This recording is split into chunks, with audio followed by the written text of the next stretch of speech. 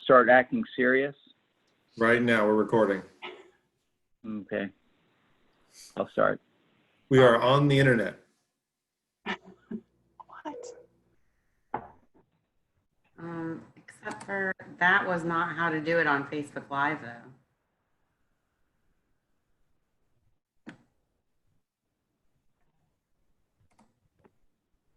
Well, I'll just upload it. Okay, go for it. Okay. Oh, we all set? Are we recording? Mm-hmm. Okay. Yep. All right. I'm going to call this meeting to order on the dot. Welcome, everyone. We are going to start with public comments, but do we have anyone who's not on the board who's joining us or staff? Okay. Okay, we're going to move right along to staff update. Nick. Staff update, moving right along. Okay, so we have a few informational items. The DeSoto Stormwater Enhancement Project has been completed with another planting day with the help of the Eagle Scouts from Troop 309. I'd like to thank everybody from Troop 309 that was there to help out to finish this last planting day as part of the project. Also, Mr. Vigliotti stopped by and helped move some plants in the morning. Thank you, Dave.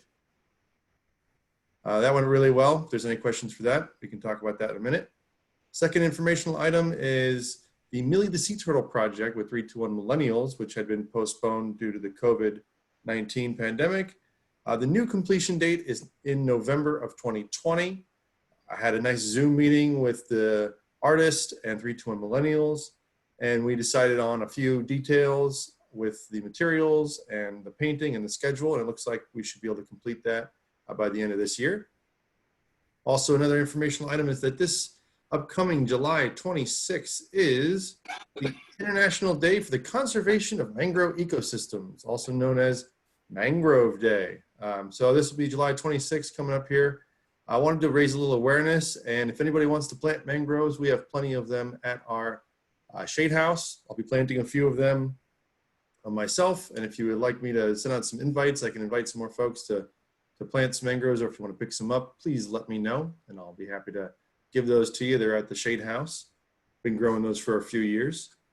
Community garden update. Unfortunately, we have had a theft of some vegetables at the community garden recently. So if anybody sees the garden thief out there stealing vegetables, please call the police. They're aware of the situation. They're well aware of the situation. And I did make a sign and put that out there. Hopefully they can read, and they, change their behavior. So those are just the informational items there. There's a few more things going on. I know that we had our next day for the Brevard Sustainability Working Group Summit. And if anybody attended that, I want to say thank you to everyone who attended that. I will be doing more things like that in the future. Other than that, we just have our regular list of community meetings at a glance. A lot of them have been postponed. And that does it really quick for the staff report this week. Any questions on the staff report? I've got a question. How often is the thief appearing? Well, sporadically, but every week or so, I've been getting reports. What about setting up? Yachty, you live around the corner. Have you seen anything?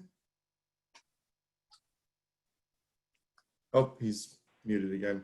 Yes, I have. They stole 6 heads of broccoli from me, which, it's a lot of work to plant things from seeds and propagate them.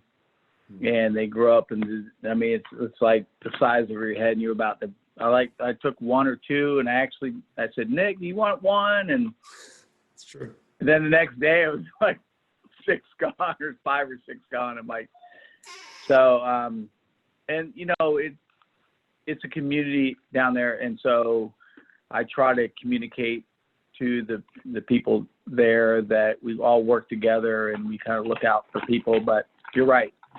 Maybe the more signage that you put up is good. It works. It helps. The police should have a camera And if they don't, I'm willing to loan a trail camera. Thank you, John. Was I'll this, get with the police. sorry, Nick, was this one person? I was following this a few weeks ago on Nextdoor, and it seemed like it was potentially like one person in the beginning that was fairly aggressive and just about, no, I'm doing this no matter what, Right. or different folks. It started out as one, and from the reports from the gardeners, it seems like that individual may have communicated with their relatives or friends, and it escalated. It was originally a woman, and then there was a sighting of another man, and then the woman again.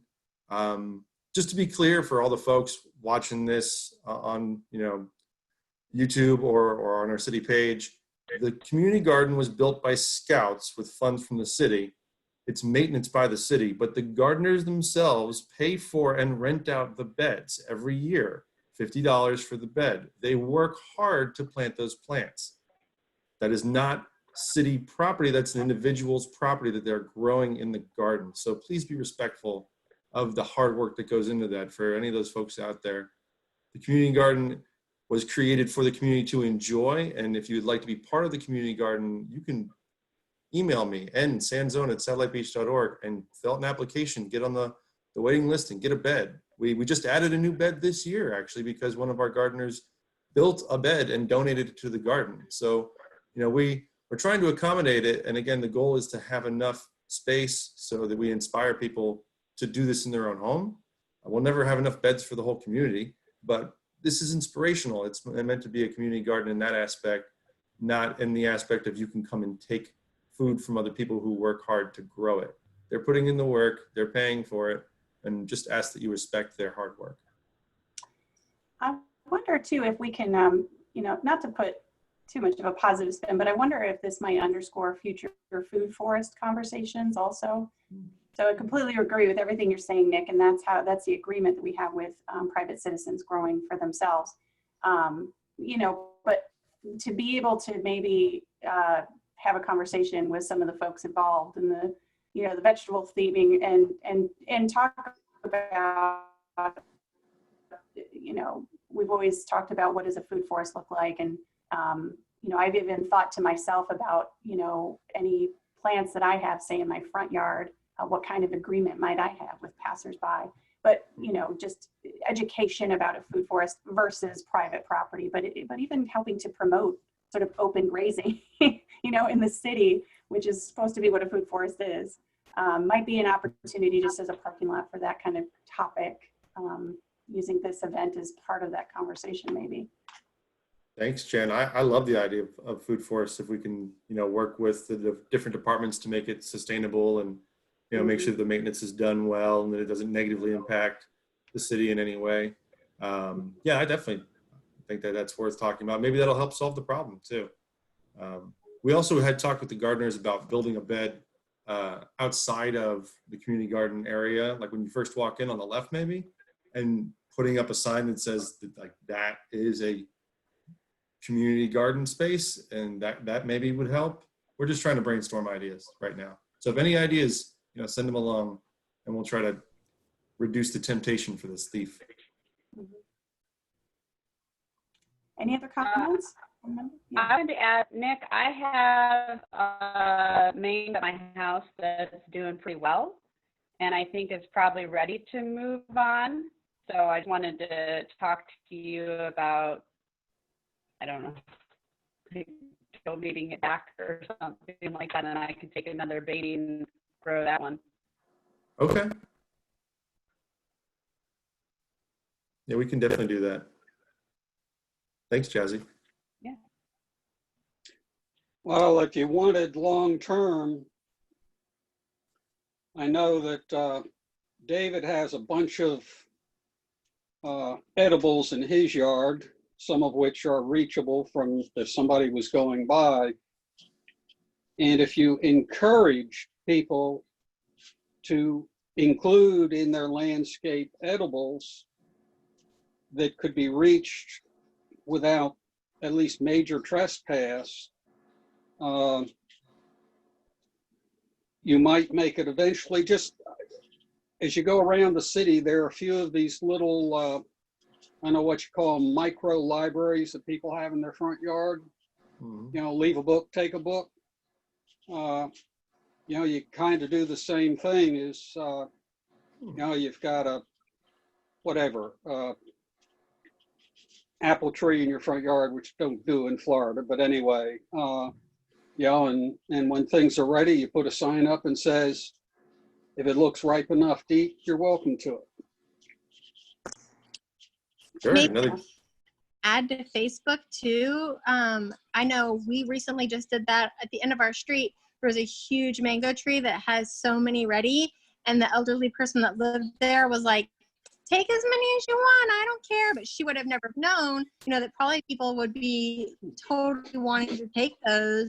And maybe there's something we could do on Facebook, like, hey, if you have any and you're not wanting to use them, whether it's coconuts or whatever, that maybe other people would be willing to take those from you. Kind of a cool way to meet, maybe even meet new neighbors. Great idea. Thank you all. Now, Yeah, maybe we actually- can have an app or something like that where it says that, okay, I've got some, you know, you want, this is why we keep talking about growing sustainable trees. And I was like, well, we should, fruit trees or nut trees or things that we can actually eat. You want to create an environment where people actually feel like they're actually just what they did in our community garden, stealing these fruit. It's amazing that instead of an oak tree that squirrels absolutely eat, but it's actually a fruit that you can eat and it's edible and people want. And so maybe an app or something like that would be helpful. I know that's a little bit of work for everybody, but I see coconuts and I say free to peepas, which means that let's eat these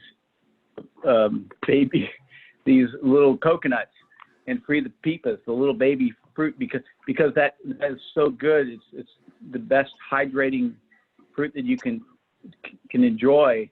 It's easy to eat. And so I see all these coconut trees. I'm thinking, how can I just ask all these people that have these coconuts, like, these are edible coconuts, but they use them as landscaping, which is beautiful, but they don't eat them. Well, can the board's Facebook page somehow be used to kind of like an exchange? You know, I think on Nextdoor, very rarely, but once in a while, somebody will say, you know, I've got a bunch of, and, you know, I'm going to put it by the curb. You know, that you basically do kind of an ad hoc food exchange. I mean, when we had a lot of tomatoes last year, we couldn't eat them all. You know, gave a bunch away, but you could also make them available to the community. Yeah, great idea, John. I'll do that. And I wonder, Nick, I wonder too, because not everyone's comfortable posting their address on Facebook, since once it goes there, everything's there forever. I wonder too if we could put out a message that just said you can contact Nick or reply if we do private message, because I know you manage a lot of the Facebook stuff about, and then we could post a list of just addresses like on the curb kind of stuff as an option. But that's such a, I love how this idea is kind of coming to fruition, because it's such a nice like virtual thing that we can be involved in Yeah. to kind of help promote. Yeah. Would it be like something that maybe we could do as a form of community, maybe going and having a thing like at the community center where everyone can bring some and kind of just barter and trade? You know, I have this, but I would like this, or, you know, I don't know. I think that'd be kind of cool too. Well, I will say you are all describing what we plan to do at Earth Day. That is exactly one of the things we are going to do at Earth Day.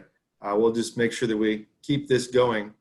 And if the board wants to work together to cultivate some plants, give them away to residents to help them, you know, get started, that's an option. Working with the beautification board to do that might work well. But we'll come back to this next time. This is a really good one. We'll come back to this for sure. I'll make sure I bring this back up. I'd like to add too, I mean, maybe if we could add like a basket or an area at the community garden where people could drop off things from their yard that they don't want to eat. And then people could go to the garden. That could be a place like, you can take this, but you can't take things from people's boxes. That's great. Love that, Jazzy. Yeah, that's a good one. That's and maybe some regular posting too that says this is here now, because you don't want it to all just rot and be there for too long. Yeah, that's great. We could post it on the Facebook page when people drop stuff off, and then let people know, and then we can create an area specifically for that at the community garden. That could work really well. I really like that. I really like that. Now the community garden. At the, sorry. I'm a member of the yoga garden in O'Galley, and they have a community garden as well. And they have a table and a basket where they'll leave fruits or vegetables that are ready to harvest. They're already harvested, but obviously they can't eat all hundreds of peppers, so they'll leave stuff out there, and they have a sign, so free to take, free for anyone, and it works really well. Hopefully, if there's good traffic at the community garden, you get people to pick some stuff up. Well, that's the thing. The community garden is kind of off the track. But the two places I think of is the breezeway at City Hall and obviously the Schechter Center. There's a lot of traffic at the Schechter Center. Now, the question is whether that's more than they'd want to handle, but it could be as simple as a table that could take the weather out on the sidewalk. Look into it. We'll see which You know, they're doing better. they were doing their recycling anyway. And this would just be another form of recycling. Right, and it just all great ideas. The communication loop, we just have to work on supporting to make sure people are aware, and then we're updating, and then all of that. And I think I'm certainly be happy to help out with that. Yeah, and I mean, even if we had different like drop off and distribution locations, because you know, certain times of the year we just get so much stuff.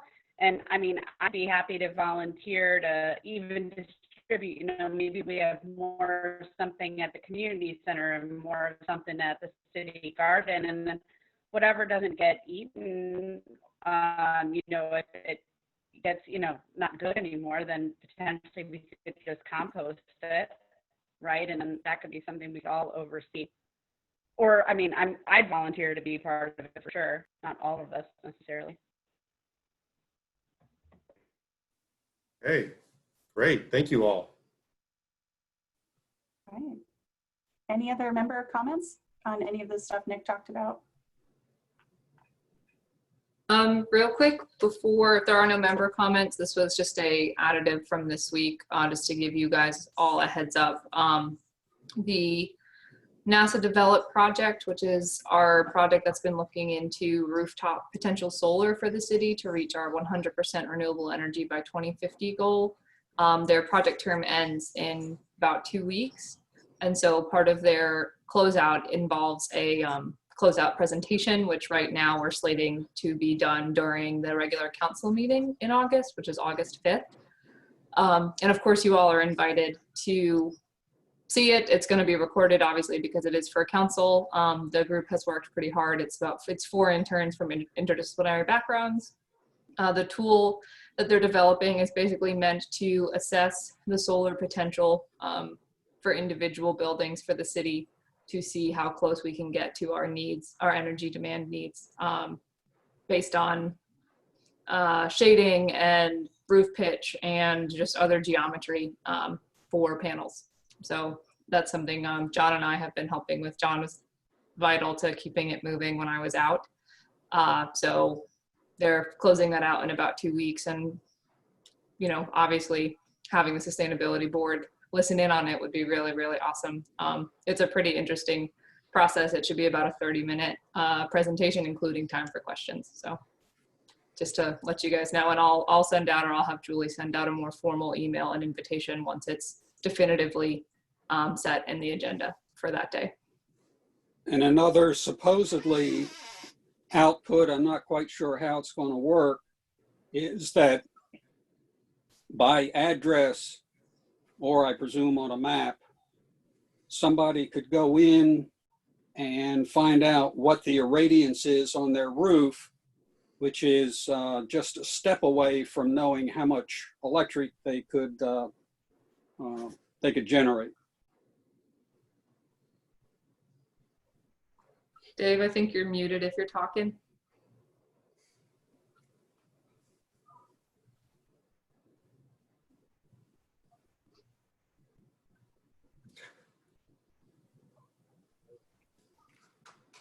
I think his mic's not working. Yeah. Still muted. Sorry, Dave. Oh. Want to try it one more time? If you type it in, we can read it for you. David, you're still muted. Julie, Go to your are you mute muted? button on the Zoom and unmute yourself. Julie, can you unmute him? Okay. Now she's muted. It's not coming. Okay. So now he's unmuted, but we still can't hear you.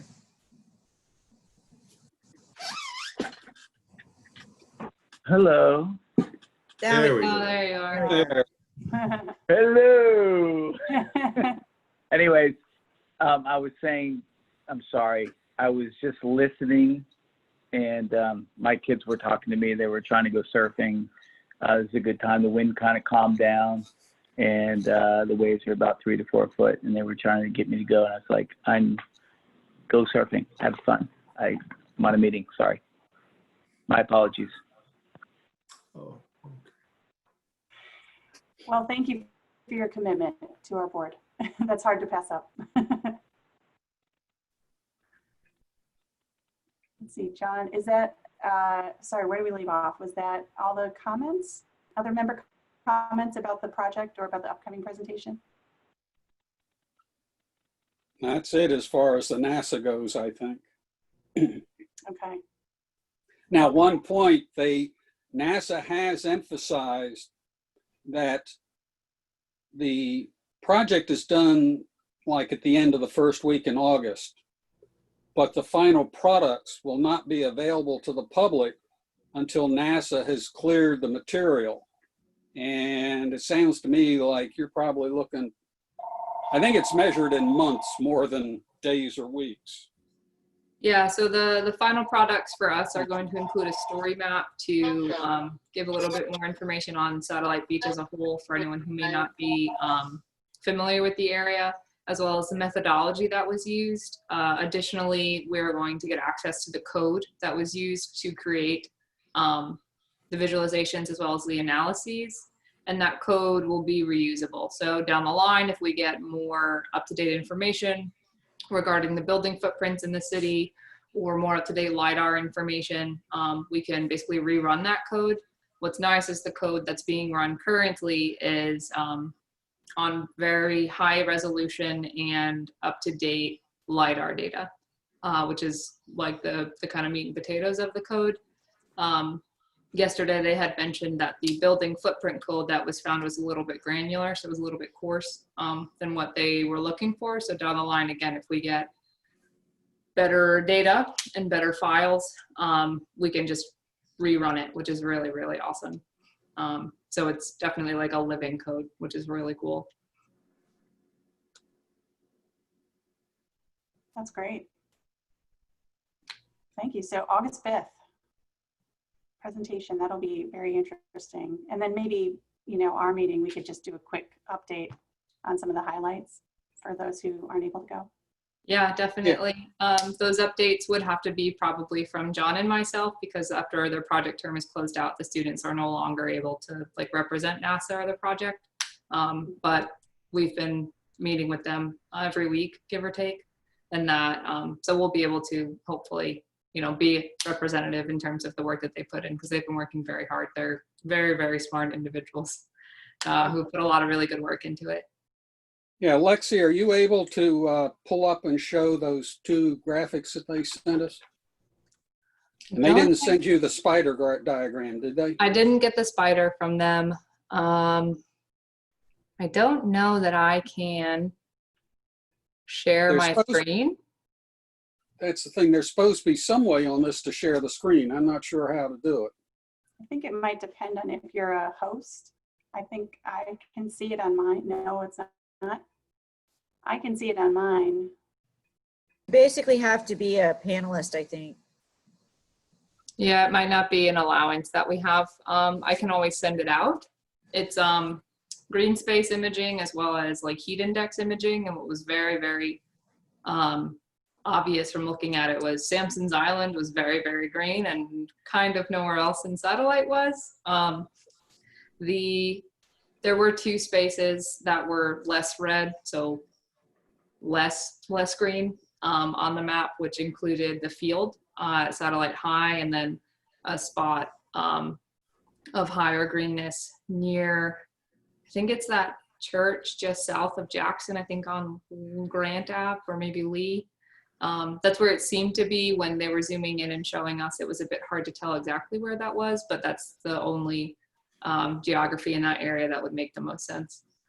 And then high heat came from, you know, the east side of A1A and then along South Path, just based on density and material usage for construction in those areas. So it's a pretty cool thing to see, the visualization. And then as well as the shading, I thought was really awesome. John and I got to see that yesterday, the shading analysis. That's great.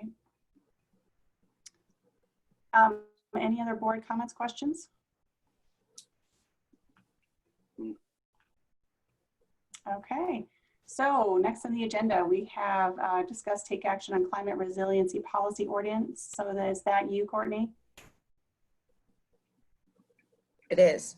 Great. So we had a really long presentation the last meeting, so I don't want to put you through that again.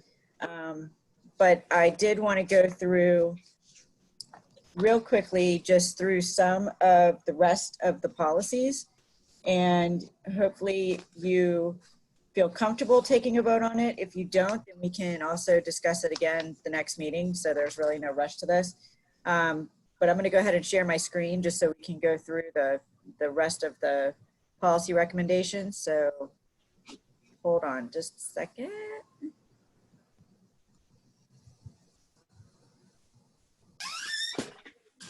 So everybody can see that? Yep. Yep. Okay. So this is directly out of the document that was in your agenda packet last time. And we went through all the infrastructure element sections or policy changes, and I'm just going to go through the rest. The infrastructure element was the largest, but we have some modifications in the coastal management conservation element. And as you recall, elements are just kind of chapters of the comprehensive plan.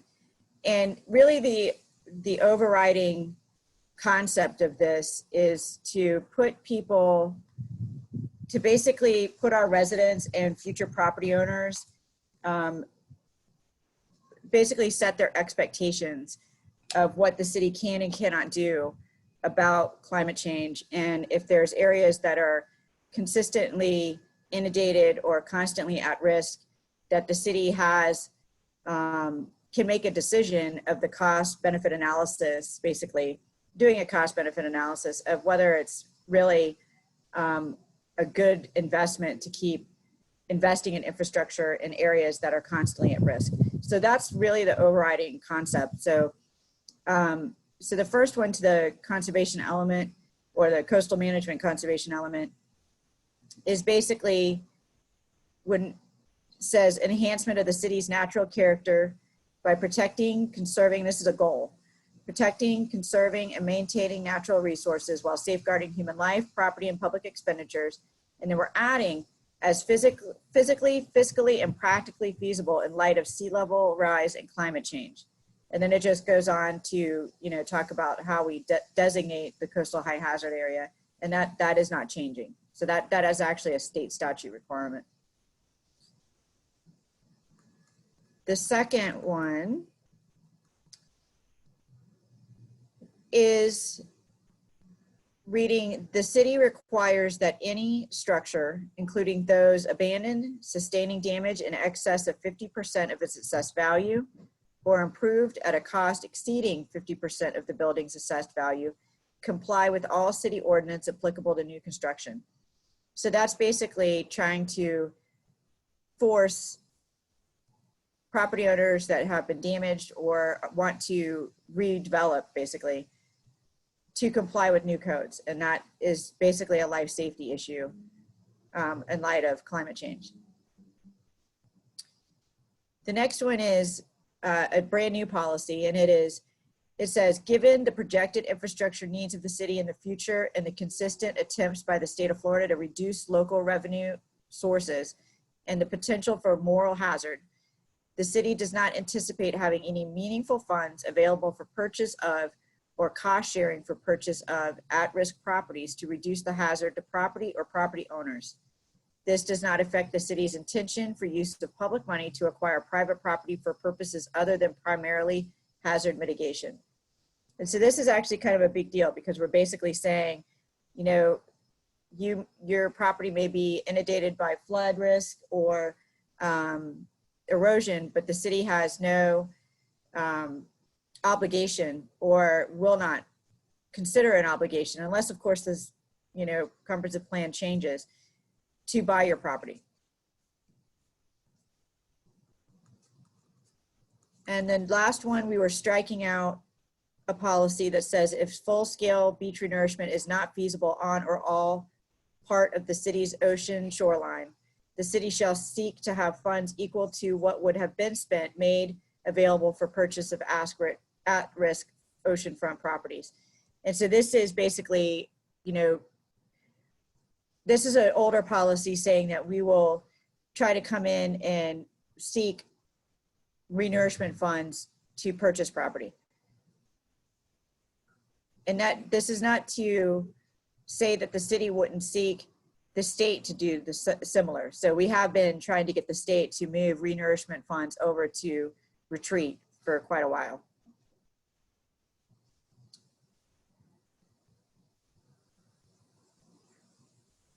Let's see, let me make sure I'm not missing anything. Okay. So the next one is to create a clear IFAAA boundary conservation element policy, which basically states utilize the GIS data behind figure 5.1 in the City of Satellite Beach Comprehensive Plan Coastal Management Conservation Element 1.143 to develop an outline of the IFAAA boundary. Add resulting map to the comprehensive plan to replace figure 5.1 into master stormwater plan. And that's just basically switching out maps for our AAA. And AAA, if you recall, is the adaptation action area. The next is to eliminate the policy that states the city shall review its zoning ordinances and zoning and land use maps at least once every 3 years to determine and implement possible ways to reduce the number of dwelling units that may be built within the city. And the reason why we want to eliminate this is because we're in the process of looking at shifting density from one area to another. So we are pulling back from reducing dwelling units because we're starting to figure out that reducing dwelling units probably is going to happen anyway in the future, and we need to protect actually the amount of units that we have in the city to maintain our economy. And you know, if we don't maintain our economy, commercial businesses depend on people, and if you don't have enough people in the area, then we will end up having to drive over to the mainland to get everything we need. And that is actually goes against most sustainable practices because we're increasing carbon emissions and so on. So, so that's the purpose of that policy. And it may look to people when they see something like that as counterintuitive, but in reality, what we're trying to do is maintain what we have, not reduce the amount of people here. The policy used to be in there because back 20 years ago, the state put out a mandate to Barrier Islands that they could not increase density. And the reason for that was because back then the evacuation areas, our highway systems and our bridges weren't operating well enough to handle mass evacuations during a hurricane. At this time, we figured out that we are notified of hurricanes so far in advance that people trickle out unless the whole state is being affected, like, you know, Dorian and Irma and Matthew. But that really has more to do with more areas being affected than just the barrier islands. So the state removed that requirement probably about 15 years ago. And, you know, so we are no longer prevented from increasing density on the barrier islands anymore from a state mandate. Courtney, do you want comments, questions at the end, or? Sure, go ahead if you have any questions. Well, I just think this is an interesting point for ongoing community discussion, and obviously a complex one that it's like important, I think, for all of us to kind of think through. But I think that's just a nice point that you made in terms of having that density discussion and how that relates to sustainability. So I guess I just wanted to repeat that because that density discussion can be complex and it can be heated sometimes with residents. But to think about it from a sustainability lens is an important point in terms of slow movement and preparedness. So I just wanted to repeat that. I thought that was a good point to make, and also for this board to be thinking through kind of those components of what this is saying. And I'm reading that not as that the city would never carefully consider what density looks like, but that the main point here is not to always be reducing density when you have a proactive action to potentially increase it for a broader purpose. Yeah, and I think, you know, it is a very heated discussion. And as a planner, I've often wanted to do my doctorates on kind of like the psychology of density and how people, particularly in America, have always, you know, thought of ourselves as frontiers people, and we wanted to not be around anyone else. And that's kind of, you know, just the way many people think. The more people that come in, they think that it's like a world of limited pie, and something's going to be taken away from them if people come in. And in many ways, obviously, you know, you can change the character of your community when you're moving too far. But I think the city council, what they want to do is really work on maintaining what we have. And any increases in one area, they really have directed staff to look at decreasing it in vulnerable areas at the same time. So when we get that proposal put together, you know, we'll get that in there. You know, we'll be starting that comprehensive plan process.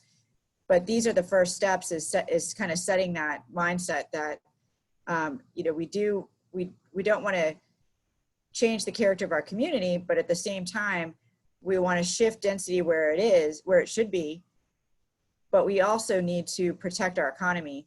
And when you want to increase opportunities for transit, walkability, you know, bicycle, other modes of transportation besides single use vehicles, you have to have commercial uses within your residential uses to make that feasible. And you can't do that when all the commercial businesses leave because we don't have enough people here to support them. So that is, it's hard to explain to people. So it's a difficult process to go through with the community. Well, there's another aspect, and that's the tax base. Mm-hmm. Satellite Beach has about 5,000 properties, and we've got a certain level of service. Reduce that to 2,000 or 3,000 properties, and if you want the same services, you're going to pay a whole lot more per property. And so there's a lot of financial involved here. And a key point that as you're doing this probably needs to be stressed with the public. The intent is not that this would happen in the next year or 5 years. You know, this language is looking out decades. Mm-hmm. Yeah, that's a really good point. Are there any other comments or questions? Okay, so the next is the Intergovernmental Coordination. There's only one change to this policy, and this this reads, after a major storm event, the city shall coordinate with service providers to assess damaged infrastructure as appropriate within the coastal high hazard area and other vulnerable areas within the city per comprehensive plan policies. And that's a big change from replace and mitigate.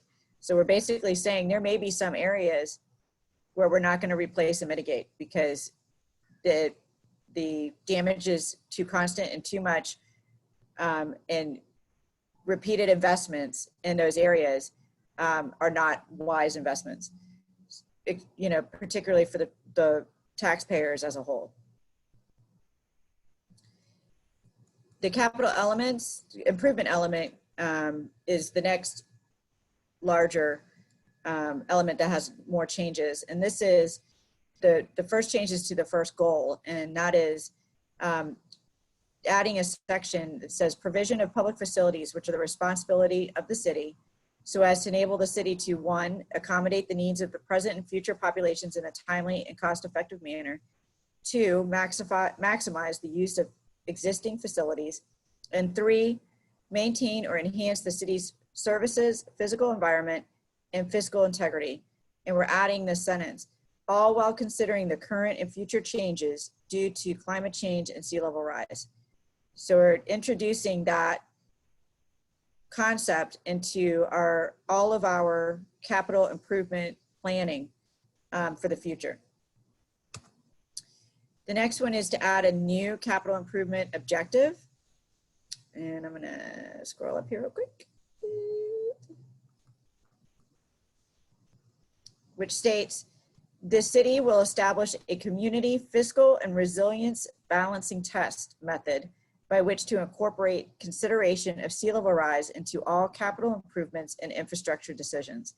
And at the last meeting, we talked about this briefly, and Thomas kind of described, Thomas Rupert described some of the concepts behind it. It's basically a balancing test to really look at, how often are we having to do this? What is the cost of these improvements? What is the benefit and how many residents is it benefiting? So there's, when you have an area that's constantly impacted, and like I said before, this test will give us a way to analyze that and give the elected officials a reasonable, logical way to review whether or not they want to invest in it. And that ordinance, after we pass these comp plan amendments, will be sent through both the Sustainability Board and the PAB before it goes to council. So we're developing that now. The next, do you guys have any questions on that? No? Okay. I can only see 4 of you on here. No, so. just a minute, Courtney. Mm-hmm. Not a question, but a comment. We probably won't face that problem seriously for a decade or 2 or more. Monroe County on the Keys faces that already. They have a case where, if I recall the numbers, there's like 20, kind of like our homes. They're not the $1 million mansions. They're modest homes on a road, which I believe the estimate is $3 million to upgrade the road. And there's no way in the lifetime of that road that the city, the government would ever recoup just that cost from doing that. But they don't have something like this in there that put the people on notice before they bought the property or 30 years ago that this possibility existed. We have the luxury of doing it before it's an absolute crisis. Right.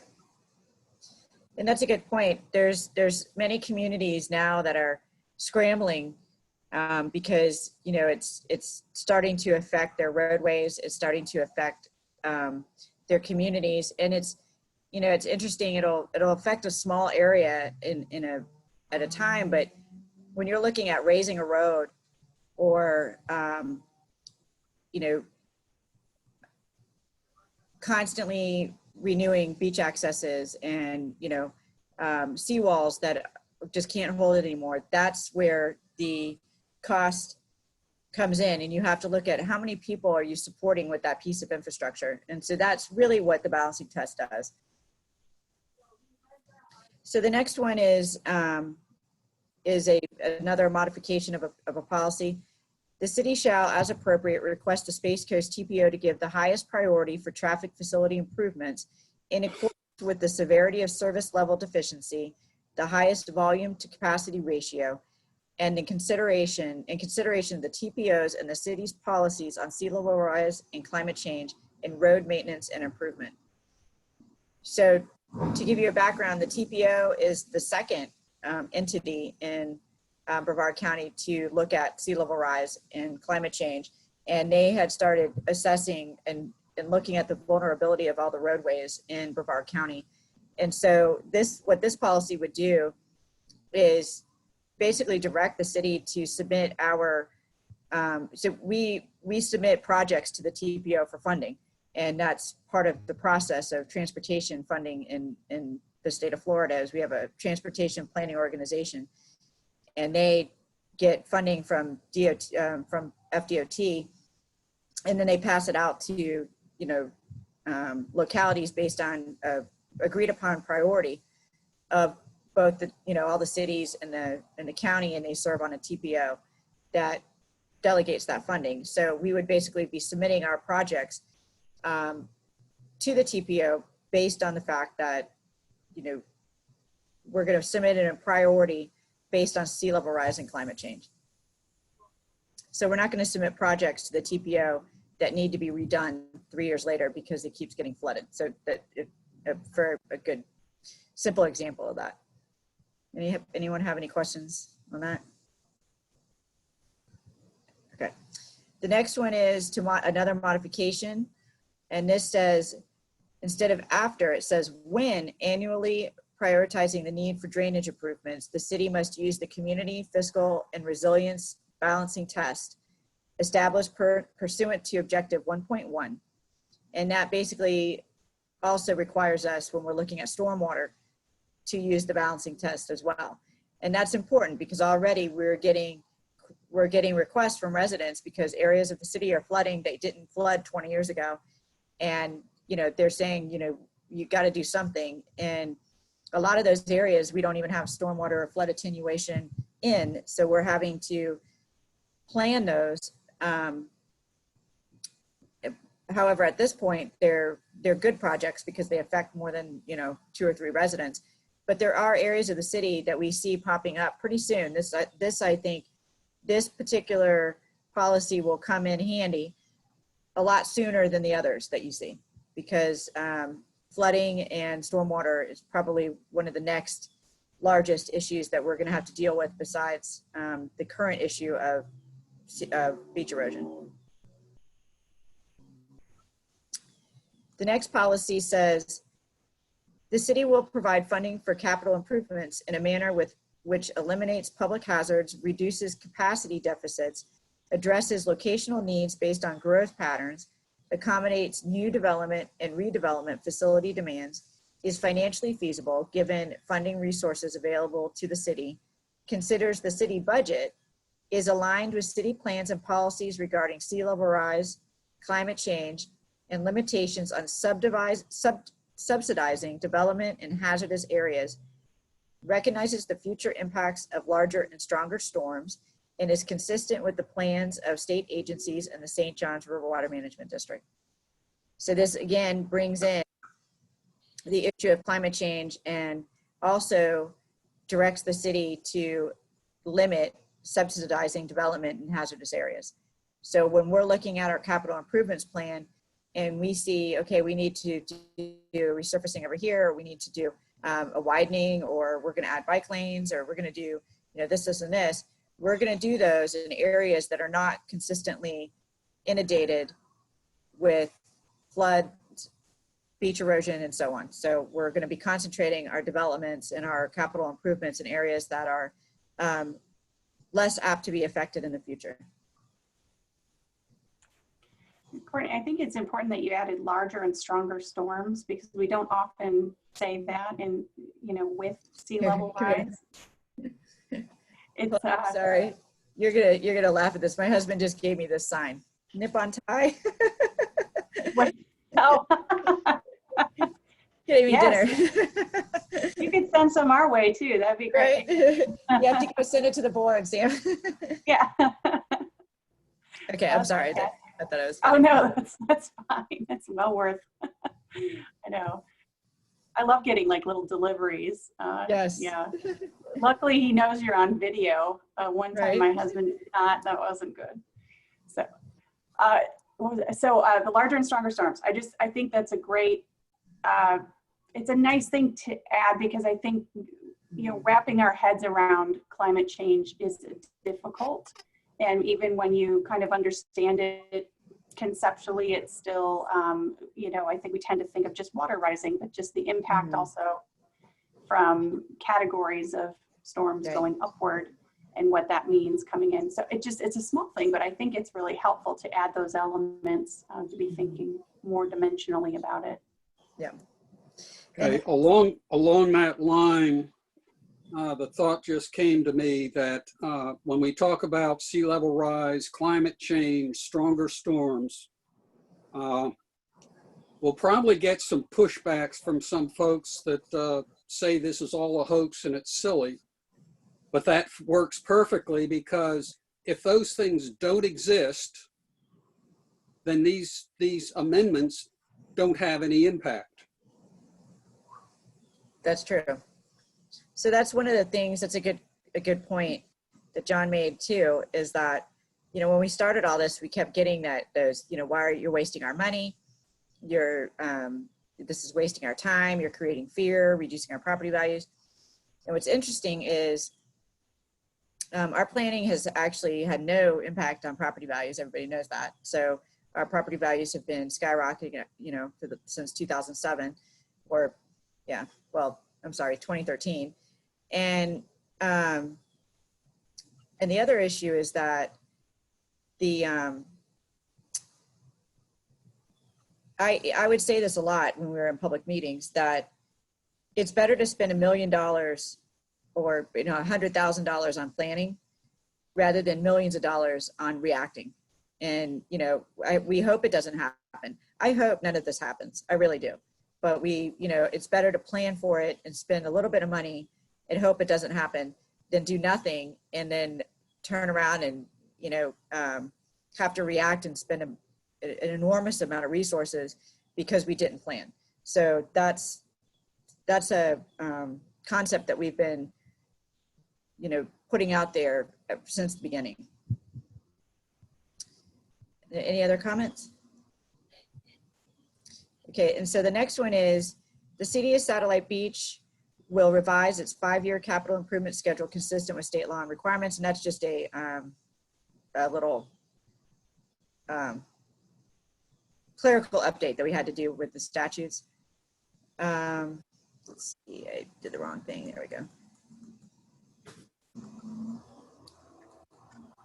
And the next is the city shall prohibit public expenditures that subsidize land development and redevelopment in areas subject to hazards such as storm surge, rain-induced flooding, and sea level rise, including east of the coastal construction control line, and limit public expenditures that increase densities or intensities in either the IFAA or the EAA, other than improvements required to implement the objectives and policies identified in the coastal management element. And so what we're trying to do here is set the expectations that we aren't going to build roads to help your development in areas that shouldn't be developed. We're not going to build things in areas, and when we say subsidize, it means, if somebody's building a new or adding or redeveloping something bigger, and they're getting ready to widen the road, those are not things that we will approve because we don't subsidize with public infrastructure. Even though a developer will widen it because they're required to by impact fees, we still have to maintain it. And so that's basically the intent of this policy.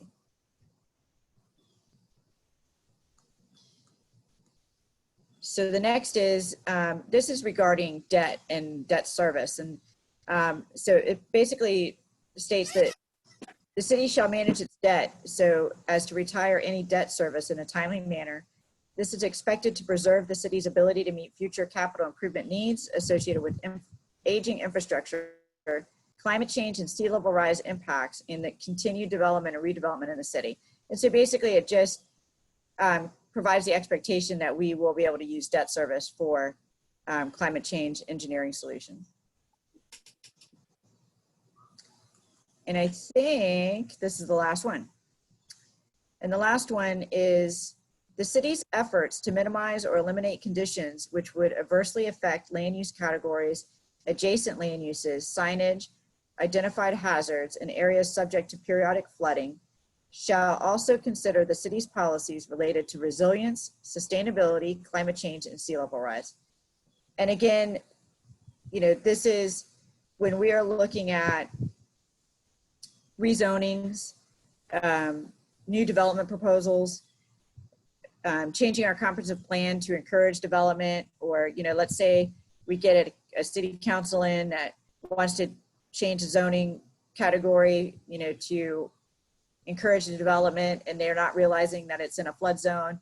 The staff would see this policy and say, whoa, whoa, whoa, you know, council, this property is in a you know, in a AAA zone, and, you know, we really need to minimize and eliminate conditions, you know, which would affect this area, and building in it is not the right thing to do. So that's the purpose of this policy, is to basically inform and direct future staff members and council members and existing, when we're looking at zoning, land use, and even projects, signage, you know, looking at adjacent land uses, to consider the sea level rise and climate change environment that they're looking at. And so we're even looking at, in our staff reports to the Planning Advisory Board, to have a climate change section to advise the board members and the council what the impact of this change will be in light of climate change and sea level rise. And that's all I got. Okay. Okay, I'd like to add something. One of the things that the report that Thomas and Aaron did, it started out on the first page actually, saying that they outlined some general principles.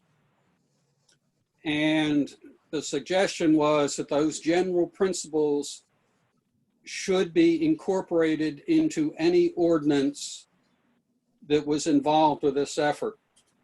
And Thomas and I have been planning for a while, trying to convert their principles into basically whereas statements. And I would suggest that before this goes before council, that folks consider a set of whereas statements. And if you wanted them for the next meeting, I'm sure Thomas could work on that. And that would almost be boilerplate that would go into any of these ordinances, that sets the stage. And the important reason is that if you get taken to court, the court is interested in what was the intent. And that's where the whereas statements can make explicit explanations for what the intent is. So instead of it's just verbiage like this, it says, this is the reason we're doing this. It strengthens your legal standing. Yeah, and so the ordinance that we provided you last time was really just to get you started. We have a lot of work to do on the whereases, and we understand that. I talked to Thomas about that, and so yes, I agree that we should strengthen those parts of the ordinance. And then there's some clerical things, like the ordinance number is not going to be the ordinance number because we've already surpassed that ordinance number. So, you know, and then we had to put the signing and, you know, severability clauses and all that. But this ordinance, it just kind of gives you an outline of what an ordinance would look like with these policies. And, you know, and then we also have to put together the data analysis package for DCA, and that will be done prior to the Planning Advisory Board. The Planning Advisory Board has to look at the whole package that goes to the state. So we'll have that prepared for them. Do you have any idea of what your anticipated schedule is, or are you just going to work on it as things are fit, or do you have some sense of how this might be going? Yeah, if you all approve this tonight, then we'll move it on to the Planning Advisory Board for their next meeting, which is next month in August. So we'll have a couple weeks to put together the whereases and get the ordinance tightened up. And then the data analysis isn't really that hard to put together because we have it all. We just have to package it, make it pretty. And put I guess my question is, do you cover have letter a, after whatever discussion, do you have some, since in other words, we're not saying this is what would go before council. So you obviously can't make a motion, but could you suggest a motion that somebody might make and second to reflect this additional work that still has to be done? So what I would say is the Sustainability Board recommends approval of the policy recommendations provided in the report. Because I have to say, like, this report, I worked on that with Thomas and Aaron Deedy. So I had no changes to it at all. So everything in this report is reflected in that ordinance. So you can say we're recommending approval for the policy, comprehensive policy changes as recommended by the policy recommendations for resiliency provided by Thomas Rupert and Aaron Deedy. I'll make that motion. Well, John, do you mind if I ask, though? I just want to make sure there aren't any other comments. No, I just wanted to make a motion, and then you can have the discussion. I wasn't trying to cut out discussion. Okay. Okay. Go ahead. Motion away. Yeah, I just motioned. Okay. Exactly what Courtney just said. And I'm sure Julie can capture it. Okay. Comments, questions? You can also second John's motion, or I just want to put it out to any of the board members. And, we've got 3 new board members who may be, catching up from their first meeting last time. Do you have any questions about clarifying anything, even if you don't have any changes or any comments like that?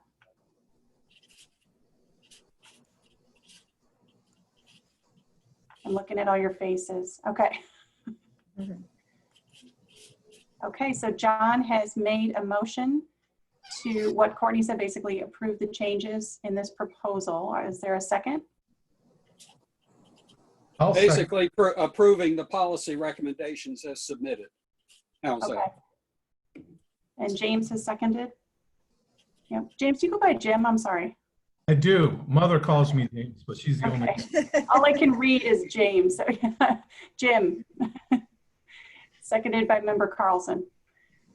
Okay, and I believe we're going to do a consensus vote. Is that right, Julie? Just to kind of expedite. Yeah, just make sure there's no nays. Yeah. Okay, so consensus votes, basically, if there are any nays, please speak now.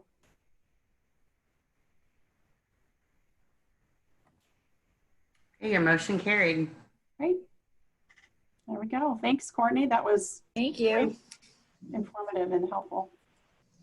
And so, Okay. Before you move on, I just wanted to, we really want to get the Sustainability Board involved in climate change.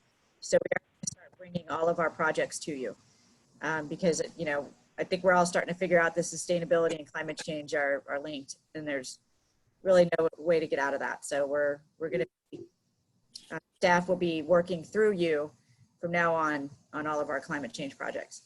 So. I have a quick question because I'm new to all this. And is there a way that we can maybe go over just a quick what happens next kind of thing? Like, since you said this will be kind of a new thing that'll be presented to us always, you said it goes to the planning board from there. I just don't even really know the whole pathway of this whole process. So a comprehensive plan, when you change the policies of a comp plan, it has to go through a planning advisory board. It's noticed in a paper.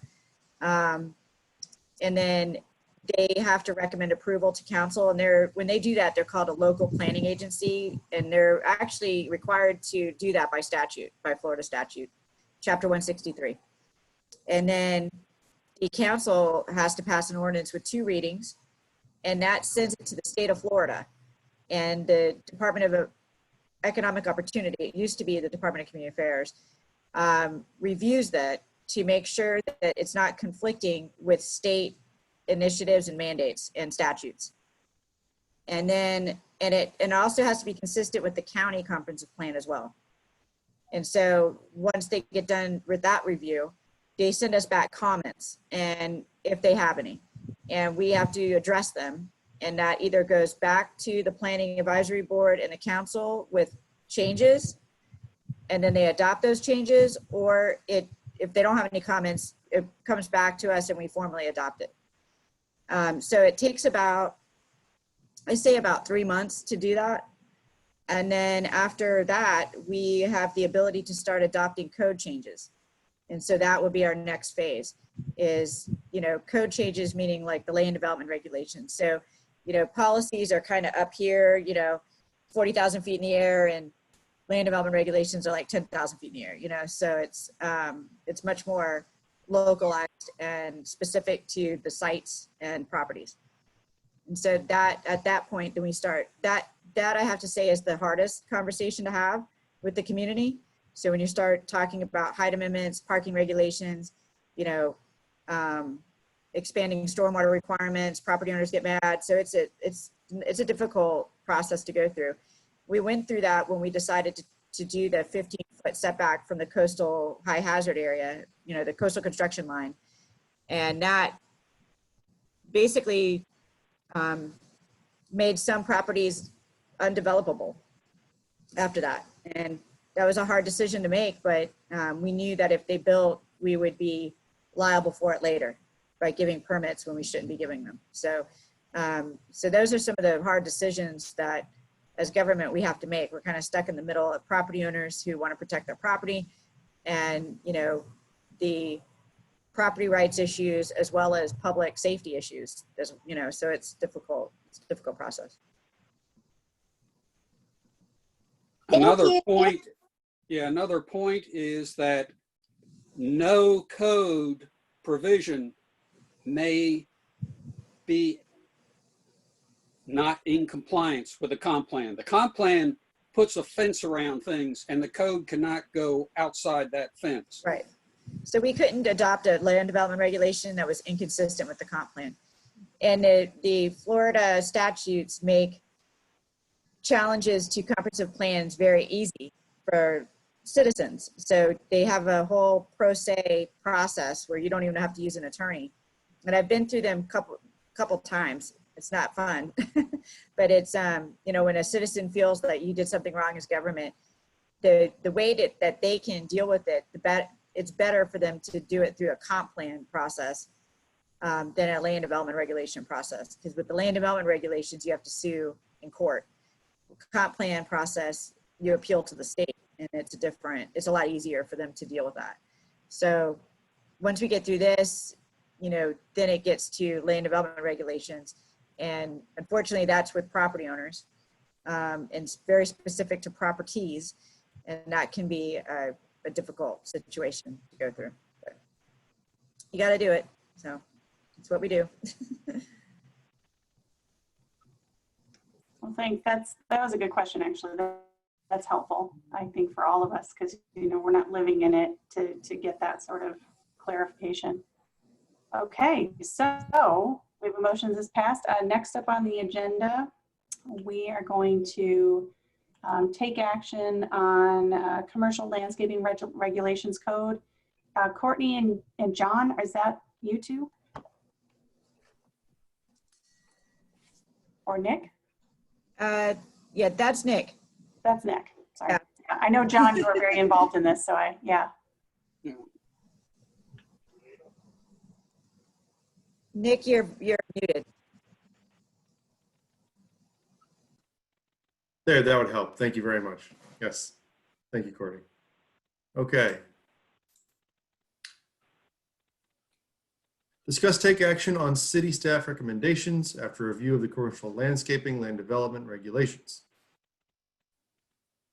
The summary states, during the January 29th Sustainability Board meeting, Board Member Fergus requested that staff review and take any recommendations for amending the Commercial Landscaping Regulations Code. This code is part of the Division 1 landscaping. This code focuses on the regulations to protect the city's natural and man-made resources from the effects of land development, protecting soils, groundwater, protecting soils and groundwater from harmful pollutants, conserve and promote fisheries, vegetative communities, and wildlife habitats, reduce flood hazards, erosion, storm drainage, and preserve and enhance the city's attractive appearance.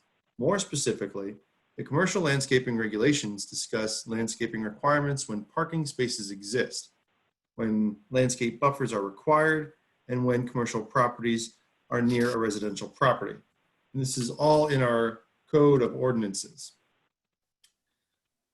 The city staff has reviewed the Municipal Code Article 7, Division 1, Section 30,701 through Section 30,709, specifically Section 30,703, and after review suggests that a change be made to Section 30-703C to include the language, the trees required by this subsection may be counted towards the trees required by subsection 30-702A.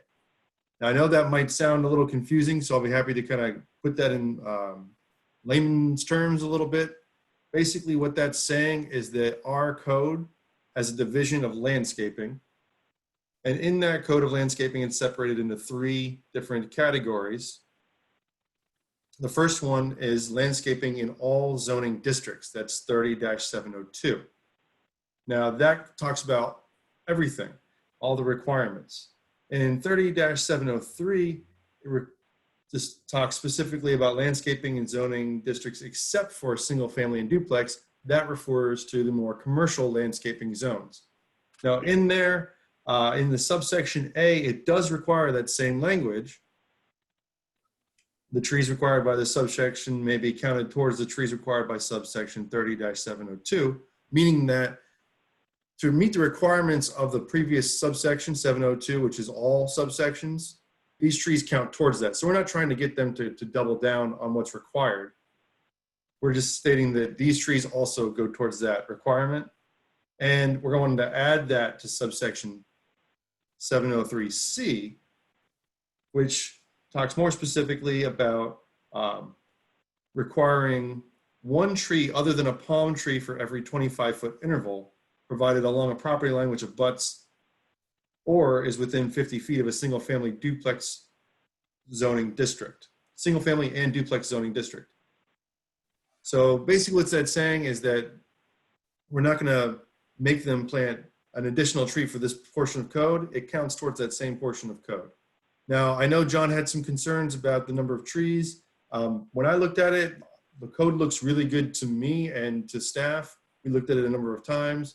If there's any questions about it, we could talk about it now. My recommendation as staff, as on the agenda packet, is to approve the suggested change made by staff to include the language that the trees required by this subsection may be counted towards the trees required by subsection 30-702A. I actually have a question. Go ahead. Sure. I'm not sure how to word this right, but I don't even actually know how many number of trees there are. But in the ordinance, and I don't even know if this can apply, when a palm tree or any tree is dead, it is still considered habitat to wildlife. And a lot of times those are just cut down. Is there a way that we can maybe have some of these dead trees still there? Because I feel like even in residential, they're being, especially the palm trees, they're being cut down, and like after a certain height, they're specific habitat for specific birds. And and then we're just losing that habitat. So absolutely, Jenny. And in subsection C of 702, removal and relocation, number 1, property owners shall obtain a permit before removing or relocating a protected tree. So any of the trees that are on their property that count towards their number of trees, they need to get a permit for. So they are supposed to. Now it's very difficult to enforce this, because we're not driving around and counting the number of trees that people have daily, and that's not something that we've been doing in the past, because we're more of a reactive than the aggressive types of code enforcement that exist out there. But it is in the code to protect those trees, and they require a permit. Now, Nick, I think she's looking at it another way. Okay. You have a dead palm tree. The code now, I believe, says that dead palm tree has to come out. Her concern, and we had this some years ago, her concern is that dead palm tree is habitat. And we had woodpeckers that lived in a dead palm tree for a long time. The downside of that is that just up the street from us, we have a property that has palm trees that are definitely, they've been dead for quite a long time. They must be 50 feet tall. And they are leaning, or they were before they were told about it, leaning in such a manner that the next big wind would probably drop them onto the next door house. And they were so tall that they would hit the house. And so it might be that you'd have a caveat. You could have a dead tree, but you really don't want it 50 feet tall. It might be that you could stub it off, let's say at 10 feet, or so that if it falls, it will not fall off the property. In other words, some caveat that you can leave part of a tree. And that's what we did for years. We had a dead palm tree that 12 feet. It has to be 12 feet for certain woodpeckers to live in. And also too, it could be even like the local Audubon chapter could go by and say, okay, this is not habitated at this moment in time, it can come down. I know for a fact that on my street, they flipped a house and there were chicks in that tree and they cut it down and those chicks died. And that obviously is illegal, but they didn't care. They just flipped it and they didn't care. But I don't know if it's a commercial. That's why I was asking, because I don't know if it's a commercial property, if there are more ways that it can be regulated versus property rights for individuals. Okay. Well, this is subsection 702. So that's both. Okay. So that goes to both. We could make an addition to 3. So under 702C3, it does say that property owners shall remove within 60 days any tree or shrub that has died or become severely diseased. So that would take care of requiring them to be removed. Now, if we included the language that said that these trees were considered protected, that would then make them be required to get a permit. So that would say that if you're going to remove a tree, you need to get a permit. Just keeps it real simple. That includes dead or diseased trees or regular trees. And that way, no matter what the tree is, they need to come in, they need to get a permit. That way they're not removing trees that are beneficial for no reason. Because I went out to a couple of houses recently after talking to Carl about this. I've actually been going out and talking to residents about, well, that tree, that one does need to be removed, but that one, you can actually relocate it. And hey, that one's just fine where it is. There's no reason to remove that tree. You bought the house, the tree was there. That was your choice. That tree helps you meet the total number of trees. Now, if you want to remove it, you got to apply for a permit to get it removed. And if there's no real reason to remove it other than aesthetics, I mean, that's a fine line. We could talk about that later. But as far as the diseased trees, the dead trees staying, we can make that happen if we just make a small change to C3, where it would say something along the lines that those trees under C3 that are diseased or dead are considered protected. Now, protected currently is referring to the number of trees required to meet the minimum requirements, which is 4 trees for the average house 1 tree and so many shrubs per 2,000 square feet, which is in Code 702. So, Because I was confused on what because I thought in 2019 the Property Rights Act said that, you know, that trees could be removed without any permit. You didn't need to have a permit to have any tree removed in anywhere in the state of Florida. So that's why I was a little bit concerned about when why I was bringing this up with the tree ordinance here in Satellite Beach. Just because when I went and talked to those people, they were just like, well, we basically can do whatever we want. And even with the Migratory Bird Act, it's like a gray area now between the two. mhm. Our code says protected trees can't be removed without a permit. Very clear. Is it, Yeah, but the problem is that, well, there's still a couple problems. If a dead tree, let's take an example. Let's say up at Taco Bell, one of the trees dies. We really, I don't think, want those folks leaving a dead tree there just so they don't have to plant another one unless it's occupied. Now, if there's woodpeckers in it or something, you'd really like it to stay there until they, you know, leave home. But the other side is that, let's say a homeowner, and this was our case, has a tree, it dies, and there are woodpeckers in the area, they might want to leave that dead, at least a stump up for future, you know, so that they can use, even though they're not using it right now. But you probably don't want it 50 feet tall. So you might have a limit, whether it's 12 feet, 15 feet, something, and say it needs to, you need to get a permit and you need to lop it off unless there's something there. And you can keep it there if you want, but I don't think I'd want to do that in the commercial.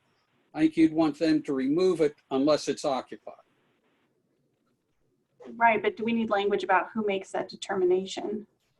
Which gets to the permit, and you said permit for protected trees, but do we know, you know, are we clear about which ones are protected or, you know, and what that means, and maybe habitation makes it Well, more- maybe the thing is that a protected tree includes a tree which is being used for nesting, but you've got to be careful there because squirrels might be there and Mhm. they'd be there almost permanently. So Right. And I think you this can one's link that. going to need some work. I think that would be the best, is maybe to link it to the Migratory Bird Act. If it is an active nest, I mean, I don't even know, I mean, or even endemic species as well, because some of them have that really fine line. It could be just a cabbage palm that's died and it doesn't mean anything, but it could be, you know, a woodpecker that only nests in that specific tree for that specific time, and they come back every year. Right. Can I just pause for just clarity for all of us on the board too? So the approved statement here, we're talking about the just allowing, you know, the intent behind that is John's good at pointing out. The intent behind this is that, you know, commercial and property owners are having adequate trees on their property, so that we are continuing to promote that. But that they can, you know, use some of the trees that are already there to count towards that number. We're not trying to unduly have, you know, put the burden too much. So that's the approval that you were asking of us coming into this meeting. Is it possible that we could vote on that or think about an action on that and then table the broader issue about how you deal with dead trees and determining habitats and things like that for a longer conversation, or a sort of give us time to think about it? Sure. If you want to approve that one that's there now, I could come back with another one for next meeting with different language for this other section. I could talk to Jenny about the language maybe and bounce it. You said Wildlife Act was the one? Migratory, Migratory Bird Act, yes. Migratory Bird Act. Got it. Yeah. Any other members have thoughts on, okay.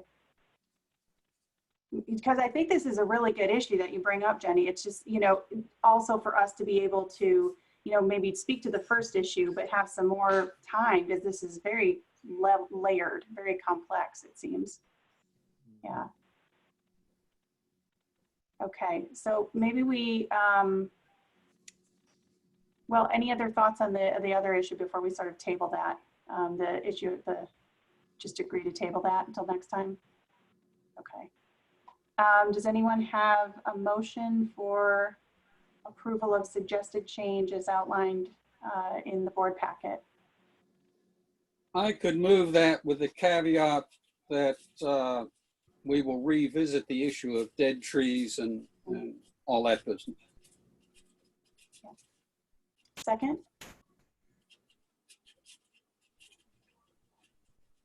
I'll second. I second. Okay.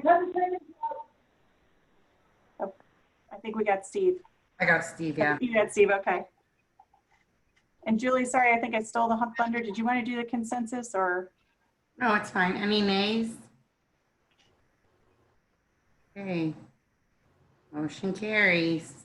Okay. Great. So I don't know if for next time, any material or information that might help the rest of this board, because Jenny, I think you clearly have a lot of information, a lot of thought, you know, that you might be able to forward that might be helpful, or Nick, when you guys put your heads together, anything that we can kind of get a heads up on before we come into this, because I think this is a fascinating topic, but I am definitely no expert in that area. So anything that could help with some context, I think would help me and maybe other board members. Well, Nick, why don't you and she work together? And when you think you have something, fire it to me. And, you know, then we can prepare. And I think probably this one will need maybe some graphics or something, some explanatory material so people understand the. Put together a quick PowerPoint on that, definitely. Okay. I'm happy to work with you, Jenny. Yeah, I'll send you a quick PowerPoint, give you some stuff, so no worries. Okay. Thank you, board. It Yeah. also may be beneficial to maybe dive into a little bit of research on what other cities are doing, and if they already have existing verbiage for those policies, just to see what we can easily encompass without reinventing the wheel. Obviously, having the back matter and the research behind it from Jenny would be perfect as well. Like it aligns with it, but just to make life a little bit easier for everyone as opposed to rewriting. Yeah, that's a good idea, Lexi. We'll see what other cities define a protected tree as. Maybe they have similar definitions. It may be beneficial to define protected trees as maybe like environmentally protected versus like required trees on property. So a tree is required because of numbers versus a tree is protected because of some environmental factor. Mm-hmm. Nick, would that be a question for the Brevard Sustainability Working Group also? I mean, we could field it to them and see if they have any. Again, they're more education dissemination than tree code ordinances, but yeah, they work at Ifaa, a lot of them, so. Well, and I just mean just being a hub of all of the local like boards like this. Yeah. The problem is that most places in the state that I have found, hardly any cities have ecologists on staff. So things like this kind of get a little bit mixed up. And then especially with the new act that just was approved last year, that has been affecting a lot of trees and habitat. So that is kind of actually a hot topic right now. Nick, you know, another resource, there should be a state forester serving this county, whether it's this county or several counties, but the Department of Agriculture, Florida Department of Ag, I think, has state foresters. And I can't imagine that they haven't dealt with this somehow. And FWC, our FWC officers, both for birds and U.S. Fish and Wildlife as well. But again, it's kind of a gray area. Okay, great. Great. Well, thank you, Jenny, for bringing that up and for the board to continue this discussion. It seems to reach a lot of different parts of the work we talk about. Okay, we are moving on to board member comments, sort of an agenda item where we open it up to any other topics that you want to either continue talking about that we talked about today, or other things that you want to bring up for the board to consider. So I'll open it up. Board member comments.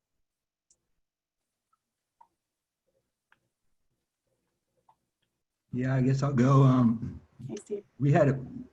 Julie's been putting an ad in the Beachcomber about solar advice and giving them my email and such. So I had 3 different people call me, 3 different homeowners. And basically, I just tried to give them some advice and talk them through the process about the 26% federal tax credit, and to check with their accountant how much they could claim of that to figure out the cost of their system. That they would need a year's worth of electric bills before they got a solar quote from a solar provider, that it would increase their property value a certain amount. And I gave them a website to go that has a solar calculator on it. It's solarpowerrocks.com. And so, yeah, that was good. People are very interested in solar, and these 3 sounded like they were going to go forward with it. I haven't talked to them lately, but just try to give them some advice. That's awesome.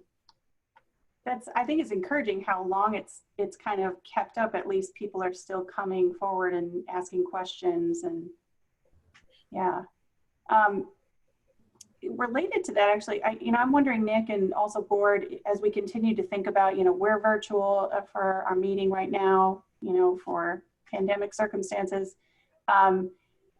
Are we thinking about maybe, in the fall, we're still in the heat of summer, but what maybe things like solar conversations virtually, have some of those ideas come up? I'm just kind of curious in terms of some of the events that have been really successful in the past. There's Ocean Reef Festival in early December. I know everyone's hoping that everything will be back to normal by then, but preparation is key, right? In case maybe it's not. So, I'm just curious about thoughts on sort of semi-virtual events coming into the fall, and all the solar conversations we usually have in person. There's still interest there, but maybe some kind of virtual platform. Absolutely. Yeah, we actually had some conversations with some of the solar folks that came out to the Solar Expo. They've been emailing me, asking some questions. Are we going to do anything? What's the schedule like? And it's still in the air. If the board is willing to do that, that could be really fun.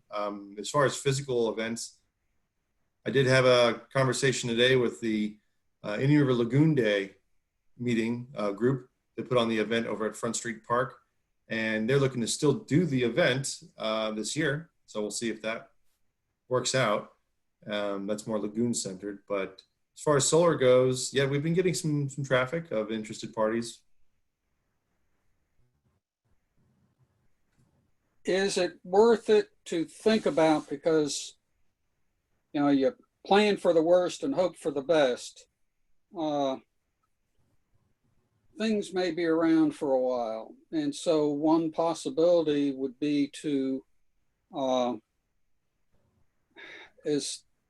I guess you'd call it a virtual event. We had half a dozen vendors or so represented in FPL at the Solar Expo. If you couldn't have a live event, or if you had a live event, and there may still be a lot of people that aren't going to participate, even if all the rules are relaxed, that you could make some kind of a listing that would say, okay, here's people that you can contact and give an email or something else, so that people that might be interested could contact, whether it's vendors or FPL or something, about, let's say, solar, and then they go off and have their own private conversations like they would in the breezeway, but they can either do it over the phone or do it digitally, or if they feel safe, they can invite somebody to their home. In other words, just be a clearinghouse, as it were.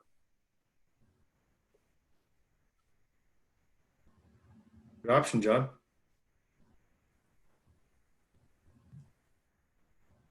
Yeah, I think that's great. I think it's, I mean, you know, I think we're what, maybe 4 months into this, but it's still a evolution in terms of how we can best still do outreach. You know, and I like the idea of the food forest that we started with, where we can be posting things where people are still going from point A to point B and connecting on where vegetables and fruits are happening. And then also solar, where's that happening, so that we can go from point A to point B, or some kind of sort of virtual information. I mean, I found it very helpful, like the Brevard Sustainability Working Group does a lot virtually. So that's a nice, easy way to access that. We always have the Facebook page that, Nick, I know you're, you know, primarily putting a lot of content on, but maybe we can even, maybe in the next meeting in August, we could think about the board member contributions to that. We always talk about anything we want to contribute is fine as kind of an open call for content, but maybe we could be a little bit more explicit and planning some solar posts that are kind of a series of posts and talking about ways to connect, and maybe some food forest posts.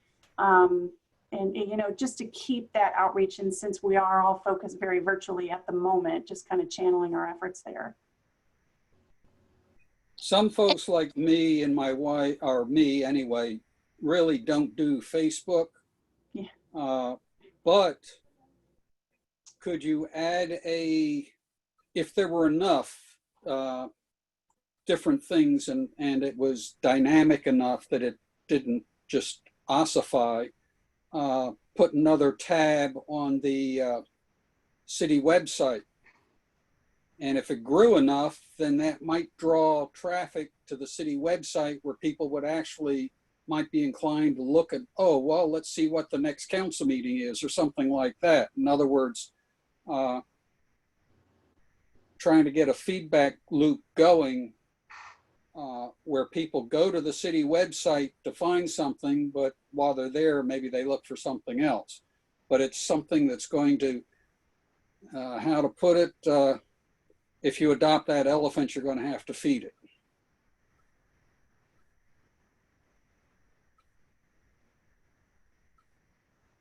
Yeah, that could be possible, John. I can add to our solar that we already have on there, and just have maybe a spot where people can share stories, share their personal experiences and things like that, and we can moderate the page. Also, I'll make sure I reach out to the Florida Solar Energy Center. They were a big help in putting this together last year as well, when we had the solar workshop, not the expo. Those were two different things that happened. But we'll make sure that we get them involved as well. Yeah, and John, and they want to, if they've got some good generally instructive material, again, that could be something to add to your links. And I think, what about the stuff that Steve is doing? Shouldn't that go on to maybe the city's website? I believe what Steve's doing is on the website, but we can try to, make it a little bit clearer.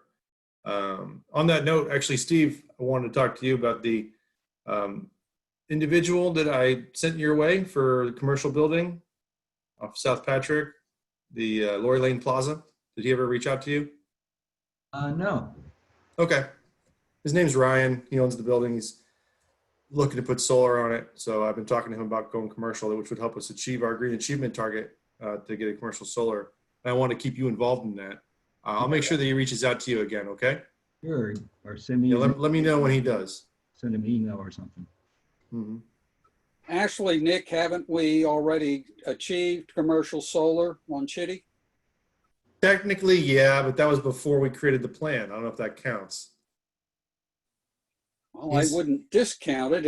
It doesn't, I wouldn't say it would discourage me from going for number 2, but you've already got number 1. That's true. We do have solar that's been in the city for many years. That was one of the ones that I pushed to the NASA group, is because that's probably the largest solar installation in the city, other than City Hall. Just so everybody's aware, what John's talking about is next to the fire station, there's the doctor's office, and then just north of that is a large office building with solar on it, and he's had solar on it for I think almost over 20 years. He's paid off his solar completely and nothing but profit for Mr. Chitty over there. And it's a lot of panels.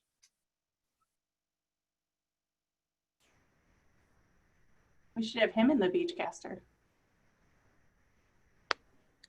Yeah. Yeah, that, I'll ask him. I'll ask him Yeah. if he's interested. Yeah.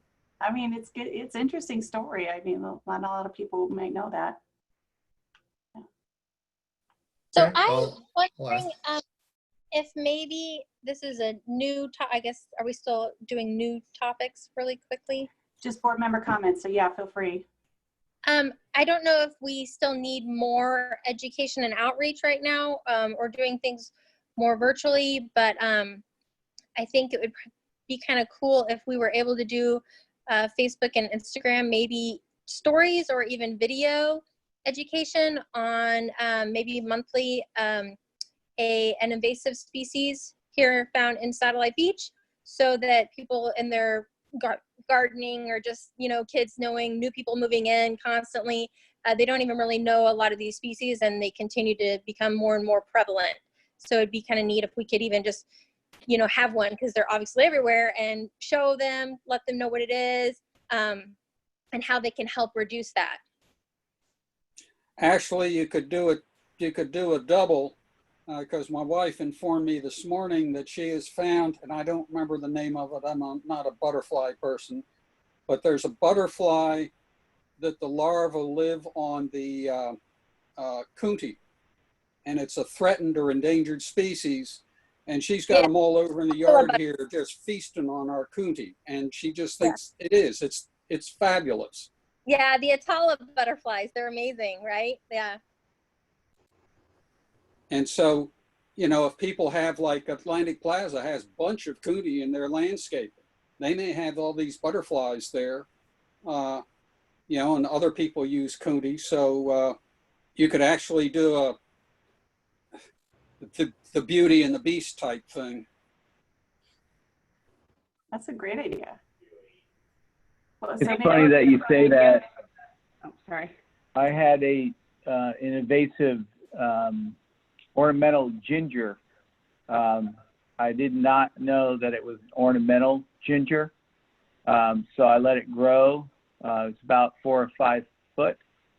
And it has these roots, of course, you know, as you buy ginger, these roots, that's the ginger root that you buy in the store, but this was an invasive species. By the way, it shredded my hands trying to get it out. It's taken my son $15 an hour. He's a Satellite High School football player. Several days to take this out. Remember, do not plant an invasive species. And you come to my house, and I'll show you why and how it takes so long to eradicate it out.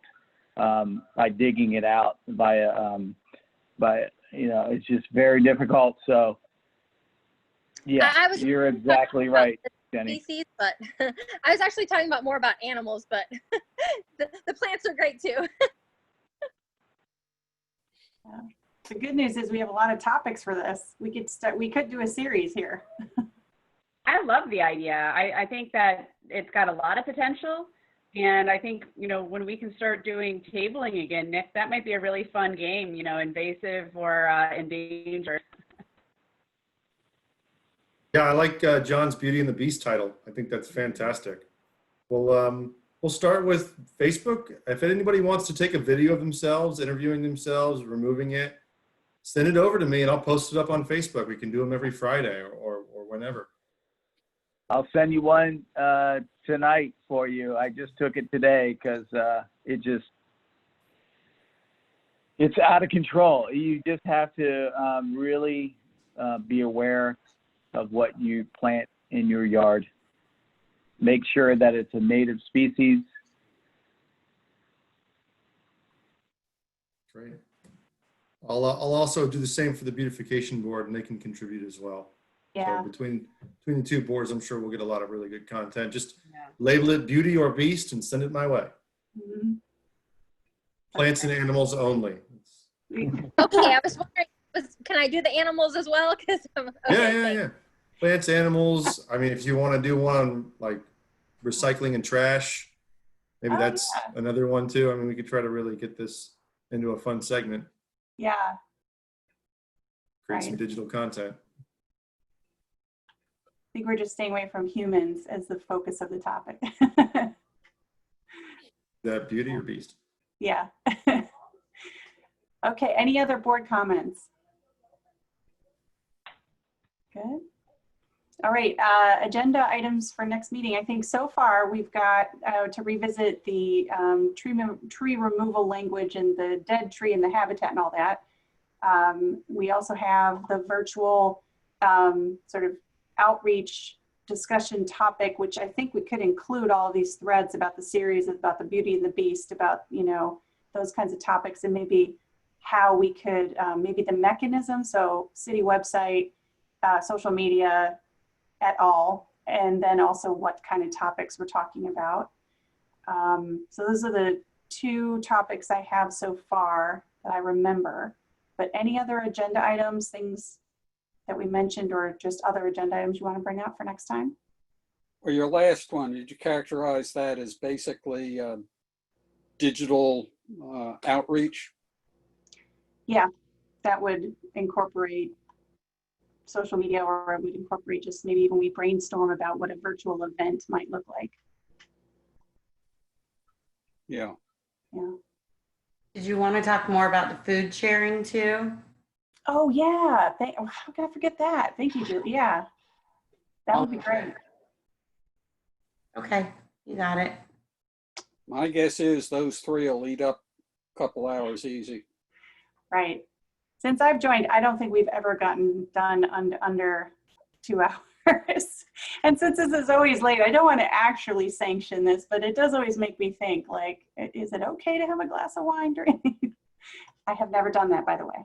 So, for the record. Well, actually, now that you mention that, we had talked about moving it a little bit earlier next month. You guys wanted to start at maybe 6 or even 5:30, if that works with your schedules. You can just let me know. You can email me your thoughts. Yeah, if folks maybe want to email Julie directly, like sans the rest of the group, because obviously everyone has a different schedule. Yeah. So, okay. Yeah, Well, and if I mean, maybe say, if everyone could put this on a to-do to email Julie regardless, like say, yeah, that's fine, or no, that doesn't work, or I don't care either way, would be helpful. Then we can kind of have some input on that. Okay. Okay, so I think we have our agenda. Moving to adoption of minutes from the June 24th meeting. Do we have a motion? So move. Okay. Second?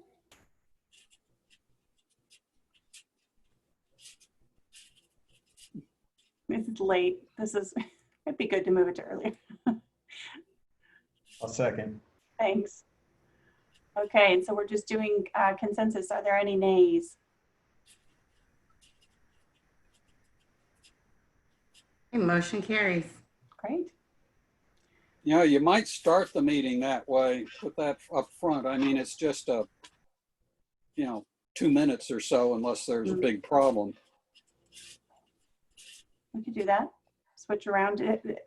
Julie, Courtney, Nick, Lexi, have we done that before? Has the agenda been sort of flipped upside down? We just start with minutes?